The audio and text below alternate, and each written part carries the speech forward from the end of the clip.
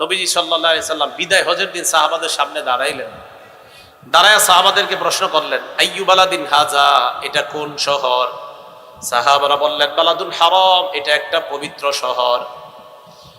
এরপর নবী বললেন, আইয়ু শাহরিন হাদা, এটা কোন মাস? সাহাবারা বললেন, শাহরুল হারাম, এটা একটা সম্মানিত মাস। এরপর নবী প্রশ্ন করলেন, আইয়ু ইয়াউমিন হাদা, এটা কোন দিন? সাহাবারা বললেন, ইয়াউমুন হারাম, এটা একটা সম্মানিত দিন। নবীজি বললেন, ফাইন্নাল্লাহা হাররামা আলাইকুম দিমাআকুম ওয়া আমওয়ালাকুম ওয়া আরাদাকুম কাহুরমাতি ইয়াউমিকুম হাদা ওয়া বালাদিকুম হাদা ওয়া শাহরিকুম হাদা। এই শহর যেমন তোমাদের জন্য সম্মানিত, এই মাস যেমন সম্মানিত, এই দিন যেমন সম্মানিত, কোন মুসলমান ভাইয়ের ইজ্জত তেমন সম্মানিত। তাহলে আজকের দিনটা যেমন সম্মানিত, এই মাস যেমন সম্মানিত, এই শহর যেন সম্মানিত, একজন মুসলমান ভাইয়ের সম্পদ তোমার কাছে সম্মানিত, তার সম্পদ লুণ্ঠন করা যাবে না। একটা মুসলমান ভাইয়ের ইজ্জত তোমার কাছে সম্মানিত, তার ইজ্জতের উপর আঘাত করা যাবে না। তুমি মুখের মাধ্যমে কোনো মুসলমানকে অপমান করতে পারবা না, এটা আল্লাহ তোমাদের উপর হারাম করেছেন। ফাইন্নাল্লাহা হাররামা আলাইকুম দিমাআকুম ওয়া আমওয়ালাকুম ওয়া আরাদাকুম কাহুরমাতি ইয়াউমিকুম হাদা ওয়া বালাদিকুম হাদা ওয়া শাহরিকুম হাযা। এই মাস যেমন হারাম, এই দিন যেমন হারাম, এই শহর যেমন হারাম, মানে এই মাস যেমন সম্মানিত, এই দিন যেমন সম্মানিত, এই শহরটা যেমন সম্মানিত, একটা মুসলমানের রক্ত সম্মানিত, একটা মুসলমানের সম্মান সম্মানিত, ইজ্জত সম্মানিত, একটা মুসলমানের রক্ত সম্মানিত। এই মুসলমানের ইজ্জত তোমার জবানের মাধ্যমে হরণ করবা, এটা তুমি করতে পারবা না। এটা রাসূল আকরাম সাল্লাল্লাহু আলাইহি সাল্লাম নিষেধ করছেন। নবীজির বিবি আম্মাজান আয়েশা সিদ্দিকা রাদিয়াল্লাহু তাআলা আনহার এক ঘটনা দেখেন, কি আজীব ঘটনা। আবু দাউদ শরীফের 4875 নম্বর হাদিসের বর্ণনা। এই হাদিসে আসছে, আম্মাজান আয়েশা সিদ্দিকা রাদিয়াল্লাহু তাআলা আনহা বলেন, কুলতু লিন-নবী সাল্লাল্লাহু আলাইহি ওয়াসাল্লাম হাসবুকা মিন সফিয়াতা কাযা ওয়া কাযা। আমি আল্লাহ নবীকে বললাম, ইয়া রাসূলুল্লাহ, আপনার জন্য এতটুকুই যথেষ্ট। সফিয়া এই কথাটা বুঝলেন? নবীজির আরেক বিবি সফিয়া, বললেন সফিয়া এটাই যথেষ্ট। এই কথা বলার পর রাসূল আকরাম সাল্লাল্লাহু আলাইহি সাল্লাম আম্মাজান আয়েশা যখন বলছে আপনার বিবি সফিয়া এই তানি কাসীরা, উদ্দেশ্য হলো সফিয়া একটু খাটো। আম্মাজান আয়েশা সিদ্দিকা নবীর আরেক বিবিকে বললেন খাটো। কথা কি বুঝে আসছে? আপনারা কাউরে খাটো বলেন না? বলেন না? আসলে তো বলেন খাটো, বাইটা, আরো কত কত কথা বলেন। তো নবীজি আম্মাজান সফিয়া কিন্তু মানে আমাদের সমাজে যেমন খাটো অত খাটো না, মানে আম্মাজান আয়েশা সিদ্দিকার চেয়ে তুলনামূলক একটু খাটো ছিলেন। তো আম্মাজান আয়েশা বললেন, হাসবুকা মিন সফিয়া কাযা ওয়া কাযা। সফিয়া এই আপনার বিবি, উদ্দেশ্য তানি কাসীরা, একটু খাটো। আম্মাজান আয়েশা সিদ্দিকা এই কথা বলার পর আল্লাহ নবী বললেন, আয়েশা লাকাদ কুলতি কালিমাতান লাউ মুজিজাত বিমাইল বাহরি লা মাজাজাত। এমন একটা কথা তুমি বললা, তোমার কথাটা যদি সমুদ্রের পানির সাথে মিশিয়ে দেওয়া হয়, সমুদ্রের পানিকে নষ্ট করে দিবে। সমুদ্রের পানির সাথে যদি তোমার এই কথাটা মিশিয়ে দেওয়া হয়, তাহলে সমুদ্রের পানিকে দূষিত করে দিবে তোমার এই কথা। কি এই যে বলছো খাটো? আমাদের সমাজে অহরহর আমরা মানুষকে এইভাবে অপমান করি। তো রাসূল আকরাম সাল্লাল্লাহু আলাইহি সাল্লাম বললেন, এই যে তুমি এটা বললা মুখ দিয়া, তোমার এই কথাটা যদি সমুদ্রের সাথে পানির সাথে মিশানো হয়, তাহলে সমুদ্রের পানিকে দূষিত করে দিবে। তাহলে একটা কথা কতটা ভয়ঙ্কর হতে পারে যে খাটো শুধু এই শব্দটা বলা। তাও আম্মাজান আয়েশা সিদ্দিকা কত ভালো একজন রমণী, ওনার মুখের এই কথাকে নবীটা বললেন। তো আমি আপনি যখন অন্য মানুষকে অপমান করি, তাহলে আমাদের কথার কি অবস্থা হবে? এরপরে আম্মাজান আয়েশা সিদ্দিকা বলে, আরেকদিন নবীর সামনে আরেকটা কাজ করছি। কই কি? ইন্নী হাকাইতু ইনসানা, আমি আল্লাহ নবীর সামনে এক মানুষের অঙ্গভঙ্গি করে দেখাইলাম।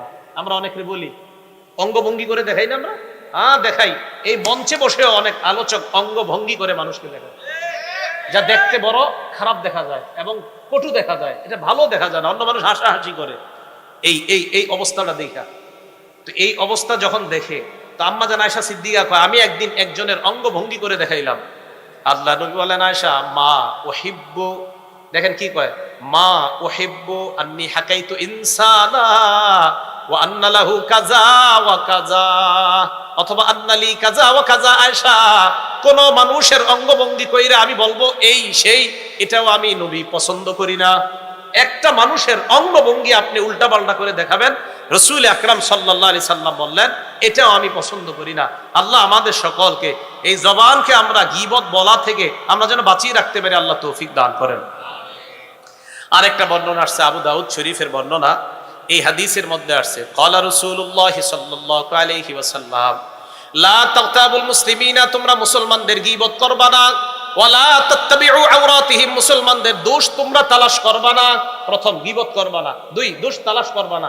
এবার একটু দেখেন, আমি আপনাদের হাত জোর করে বলি, দেখেন আমিও যেন না করি গীবত, আপনারাও করবেন না। এরপরে কি কত ভয়ঙ্কর কথা দেখেন, নবীজি বলেন ফাইন্নাহু মাইয়াত্তাবি আওরাতিহিম, কোন মুসলমান অপর মুসলমানের যদি দোষ তালাশ করে, আমি ওনার দোষ তালাশ করলাম, নবীজি বলেন ইয়াত্তাবিউল্লাহ ইয়াত্তাবিউল্লাহু আওরাতা, আল্লাহ আমার দোষ তালাশ করবে। আমি ওনার দোষ তালাশ করছি, আল্লাহ আমারটা তালাশ করবে।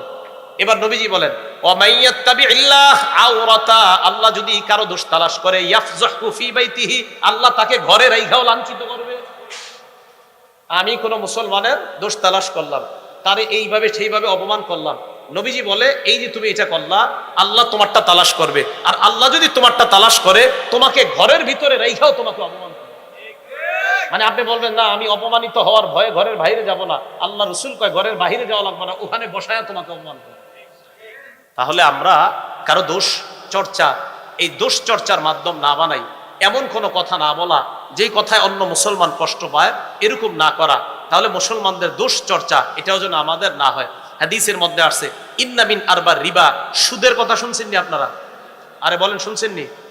সবচেয়ে বড় সুদ কি দেখেন নবীজি কি বলে, ইন্না মিন আরবার রিবা আল ইস্তিতালাতু ফি আরজিল মুসলিমি, কোন মুসলমানের সম্মানহানি করা সবচেয়ে বড় সুদ। এটা আবার কেমন কথা? কোন মুসলমানের সম্মানহানি করা সবচেয়ে বড় সুদ। সুদ বড় অপরাধ না? তো রাসূল বলেন কোন মুসলমানের সম্মানহানি করা, কথার আঘাত দিয়ে অথবা কোনোভাবে তার সম্মানহানি করা, এটা সবচাইতে বড় সুদের অন্তর্ভুক্ত। বুঝাইতে চাইলাম আল্লাহ আমাদের সকলকে, অন্য কোনো মুসলমান ভাইকে আমরা কথা দিয়ে যেন কষ্ট না দেই, কথা দিয়ে যেন আঘাত না করি, আল্লাহ আমাদেরকে বুঝার তৌফিক দান করেন। সহিহ বুখারীর 6094 নাম্বার হাদিসের বর্ণনা। আচ্ছা আগের কথায় আসি, আমাদের মুখের আমানত জানি কি? সত্য কথা বলা। আর ভুলে গেছেন, সত্য কথা বলা অর্থাৎ সত্যের বাহিরে গীবত না করা, মিথ্যা না বলা, এগুলো হলো খেয়ানত। মুখের আমানত সত্য কথা বলা।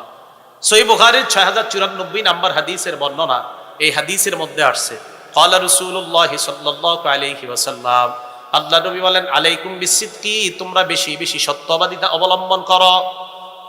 কেন? নবী বলেন ফাইন্না সিদকা ইয়াহদি ইলাল বীর, সত্য মানুষকে পুণ্যের রাস্তা দেখায়, ওয়া ইন্নাল বিররা ইয়াহদি ইলাল জান্নাহ, পুণ্য মানুষকে জান্নাতের রাস্তা দেখায়। এটা আমার সাথে বলবেন, বলেন সত্য কিসের রাস্তা দেখায়? পুণ্যের। বলেন সত্য কিসের রাস্তা দেখায়? পুণ্যের। আর পুণ্য জান্নাতের রাস্তা দেখায়। বলেন তো সবাই, সত্য কিসের রাস্তা দেখায়? পুণ্যের। আর পুণ্য জান্নাতের রাস্তা দেখায়। আচ্ছা সিদ্দিক হতে চাই কারা কারা? সিদ্দিক হাত নামান। এবার আমি বলি আপনারা বলেন, বলেন আবু বকর, আবু বকর রাদিয়াল্লাহু তাআলা আন। এই যুগে যদি কেউ চান তাহলে আপনার নামের পরেও সিদ্দিক লেখাইতে পারেন। দলিল সহিহ বুখারীর 6094 নাম্বার হাদিসে রাসূল বলেন ইন্না রাজুলা লা ইয়াসদুকু, কোন মানুষ সত্য কথা বলে। অন্য বর্ণনায় আসছে হাত্তা ওয়া তাহাররা সিদকা, বারবার সত্য বলে, সকালেও সত্য, রাতেও সত্য, ঘুমাইতে সত্য, উঠতে বসতে সব সময় সত্য কথা বলে।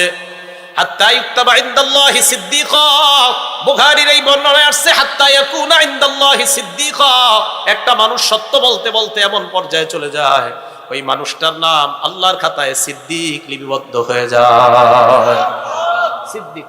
তাহলে এই যুগেও সিদ্দিক হওয়া উপায় আছে, এই যুগেও সিদ্দিক হওয়ার রাস্তা আছে। তাহলে কিভাবে?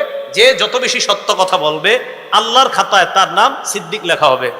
নবুয়ত দাবিদার মুসাইলামাতুল কাজ্জাব, বলেন কি নাম? মুসাইলামাতুল কাজ্জাব, যে নিজের নবী দাবি করছে। তো নবী হাদিসের মধ্যে বলেন ওয়া ইন্না রাজুলা লা ইয়াকযিবু, কোন মানুষ মিথ্যা বলে, ওয়া তাহাররাল কাযিবা, মিথ্যা বলতেই থাকে বলতেই থাকে, উঠতে মিথ্যা, শুইতে মিথ্যা, মোবাইলে মিথ্যা।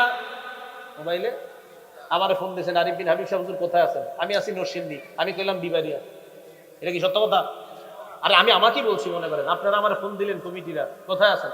তা আমি আসি নরসিংদী, এখন আপনাদেরকে বললাম আমি বিবারিয়া। আচ্ছা এটা কি সত্য না মিথ্যা? তাহলে কেন এই কথা? আচ্ছা আমাকেই বলছি আমি, মনে করেন আমি যদি বলে থাকি কোনোদিন নরসিংদী থেকে বিবারিয়া, আমি মিথ্যা কথা কইছি। আর অন্য কেউ যদি বলে এটা মিথ্যা কথা।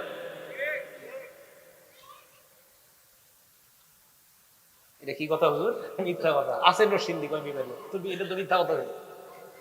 রাসূল আকরাম সাল্লাল্লাহু আলাইহি সাল্লাম বলেন, আল্লাহ হেফাজত করেন, তো নবীজি বলেন মানুষ মিথ্যা বলতে বলতে এমন অবস্থায় পৌঁছে যায় হাত্তা ইউক্তাবা ইনদাল্লাহি কাযযাবা, এক পর্যায়ে তার নামটা আল্লাহর খাতায় কাযযাব, কাযযাব ওই মুসাইলামা নবুয়ত দাবিদার যেমন কাযযাব, আল্লাহর খাতায় তার নাম কাযযাব লিপিবদ্ধ হয়ে যায়। বলেন নাউজুবিল্লাহ। এজন্য আলোচক যারা আসবে আপনাদের মাহফিলে কখনো, ওনাদেরকে আপনারা ফোন করে বলবেন হুজুর একদম যেখানে আছেন ওই জায়গাটাই বলেন, সমস্যা নাই। কারণ আপনারা যদি তাড়া দেন না যে না আপনার কিন্তু 7টার মধ্যে আসতে হবে, তো উনি থাকবে টঙ্গী, আপনারা বলবে আমি নরসিংদী। এই জন্য এগুলা বললেন না, এগুলা বললেন না, এগুলা বললেন না। এগুলা যারা বলে মিথ্যা কথা, আমি বললে মিথ্যা কথা, যেই বলবে মিথ্যা কথা। তাহলে যেই ব্যক্তি এইভাবে মিথ্যা কথা বলবে বারবার, তার নামটা আল্লাহর খাতায় কাযযাব লিপিবদ্ধ হয়ে যাবে। আল্লাহ আমাদেরকে মিথ্যা বলা থেকে হেফাজত করেন।